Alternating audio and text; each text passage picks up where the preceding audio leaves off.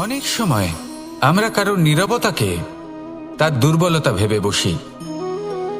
হতেই পারে সেই ব্যক্তি উত্তর দিতে চাইছেন না, হতে পারে অন্য কোনো কারণ আছে যা আমরা বুঝতেই পারছি না। সেই জন্য তাকে দুর্বল ভেবে নেওয়া অনুচিত। দেখতে গেলে এই বিশাল সমুদ্র এও কিন্তু নীরব, শান্ত হয়। কিন্তু যখন সে রুদ্র মূর্তি ধারণ করে তখন কি হয়? সমগ্র সংসারকে বিনাশের পথে নিয়ে যায় এই সমুদ্র, প্রলয় সৃষ্টি করে।